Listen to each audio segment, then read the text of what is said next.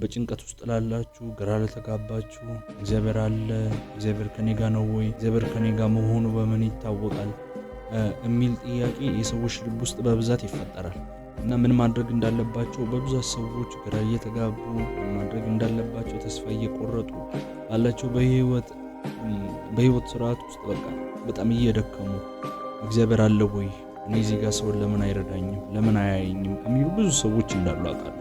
ዛሬ ለነዚህ ሰዎች አጭር መልስና አጭር ነገር ለነግራችሁ ነው የመጣሁት። ይህም የምነግራችሁ ነገር ምንድነው? እግዚአብሔር የመኖሩ ማስረጃ የእናንተ ስኬት እንዳልሆነ። የሚገርማችሁ እግዚአብሔር አብሮት ያለ ሰው ምን አይነት ይመስላል ተብሎ ሰው ቢጠየቅ የሚመልሰው አንድ መልስ ነው።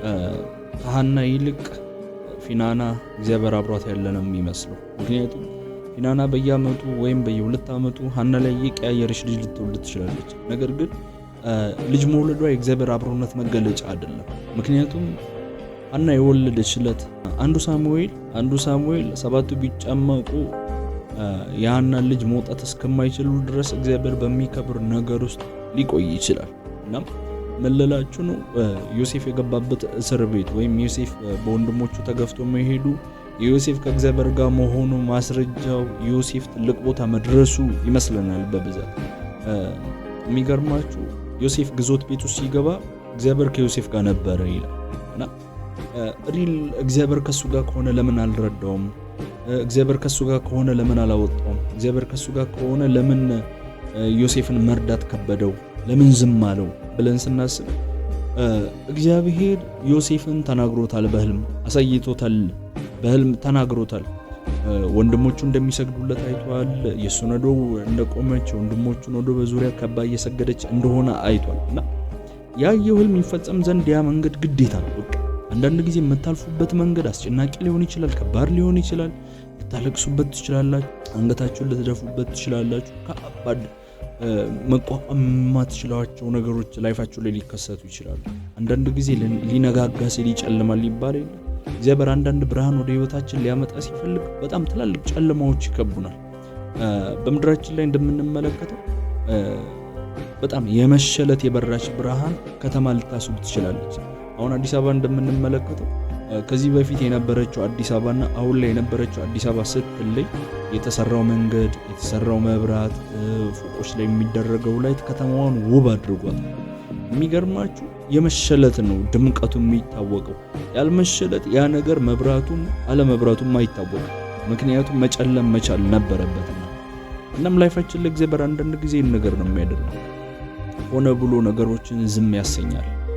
መርዳት የሚችሉ ሰዎች እንዳይረዱን፣ መረዳት የሚችሉ ሰዎች እንዳይረዱን፣ ማገዝ የሚችሉን ሰዎች እንዳያግዙን እግዚአብሔር የነሱን እጅ ያወጣና ብቻውን በምድረ በዳ መራው መጽሐፍ ቅዱስ እንደሚል እንደዚህ ብቻውን ሊመራ ሲፈልግ የሰዎችን እጅ ከህይወታችሁ ላይ ያወጣል። እና የሰዎች እጅ ከህይወታችሁ ውስጥ መውጣቱ፣ ብቻችሁን መሆናችሁ፣ ምድረ በዳ ላይ ብቻችሁን መቀመጣችሁ እግዚአብሔር አለመኖሩ ማስረገጫ። አጋር አብርሃም ቤት ውስጥ የምትኖር ሴት ነች። ነገር ግን ሳራ በተቆጣች ጊዜ አሰናብታት ብላ ከልጇ ጋር በወጣች ሞመንት አብርሃም ስንቅ ሰጣት፣ ቀጥላለች መንገዷ። ነገር ግን እግዚአብሔር ያለ አይመስል፣ እግዚአብሔር ከሷ ጋር እየተራመደ ያለ አይመስል። መለላችሁ አንዳንድ ጊዜ ምድረ በዳ ላይ ነን ማለት እግዚአብሔር የለም ማለት አይደለም። እና የያዘችውን በጨረሰች ጊዜ ነው እግዚአብሔር የመጣላት። የያዘችው ነገርን ይዛ አይደለም እግዚአብሔር የደረሰላት። የያዘችውን ጥላ ኦሬዲ የመጨረሻ ተስፋዋ የነበረ ነገር ከእጇ ላይ ካለቀ በኋላ ልጇን የቀስት ያክል ጥላው ማልቀስን የጀመረችው። እናም ስታለቅስ አንድ ነገር ነው ሀፕን ያደረገው። መልአኩ ተገለጠላት። አጋሮች ስለምን ታለቅሻለሽ ብሎ አጠገቧ ምን እንዳለ እንድትመለከት አሳያት። ነገር ግን አለፍ ብላ እንደዚህ ያለች የሚያየኝን አየሁት አለች። የሚገርማችሁ ከምናየው በላይ የሚያሳየን ይበልጣልና በምንም አይነት ሲቹዌሽን ውስጥ ልታልፉ ትችላላችሁ። በምንም አይነት ነገር ውስጥ ልትገቡ ትችላላችሁ። ነገር ግን አንድ ነገር ብቻ ነው የምላችሁ፣ እግዚአብሔር ሁሌም ከናንተ ጋር አለ። እግዚአብሔር ሁሌም በመታልፉበት መንገድ ከናንተ ጋር አለ። እግዚአብሔር ትላንትና በርታችኋል፣ ዛሬ ደክማችኋል፣ ነገ ደግሞ የሆነ ነገር ይፈጠራል ብሎ አይሸሻችሁ። እግዚአብሔር በምንም አይነት ሲቹዌሽን ውስጥ አብሯችሁ አለ። ይህን ነገር በደንብ እንድታምኑ ፈልጋለሁ። እና ይህን ነገር ካስባችሁ በኋላ ተንበርክካችሁ ለሁኔታው እግዚአብሔር መኖር ንገሩት። እግዚአብሔር አለ። በማልፍበት መንገድ ውስጥ፣ በሚሄድበት ነገር ውስጥ፣ በየሁሉ እርምጃዎች መካከል እግዚአብሔር አለ። እግዚአብሔር አብሮት ያለ ሰው ቢደክምም ብርቱ ነው፣ ቢዝልም ብርቱ ነው። ምክንያቱም እግዚአብሔር የኛን ብርታት ተጠቅሞ ሰርቶ አያውቅም።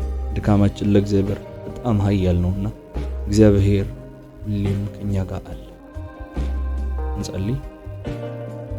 አባት ሆይ ትላንትና እንደነበር ዛሬም ያለ ነገም ሕያው ሆነ የምትኖር አልፋና ኦሜጋ የዘላለም አባት እግዚአብሔርና አምላክ ሆይ እናመሰግናለን። ክብር ላንተ ይሁን።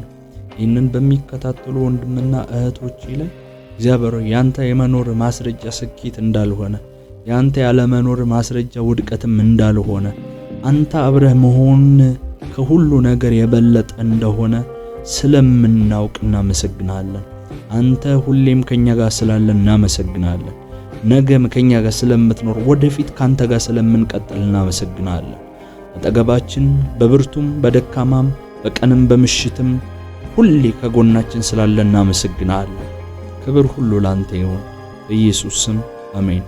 እዚህ ቻናል አዲስ ከሆናችሁ ሰብስክራይብ፣ ላይክ፣ ሼር ማድረግ እንዳይረሳ። ወዳችኋለሁ። በሚቀጥለው ቪዲዮ እንገናኛለን። በሚቀጥለው ላይ የተለያየ ቪዲዮ እንደመጣ ተስፋ አደርጋለሁ። ይህንን ቻናል እስከዛ ሰብስክራይብ አድርጉ።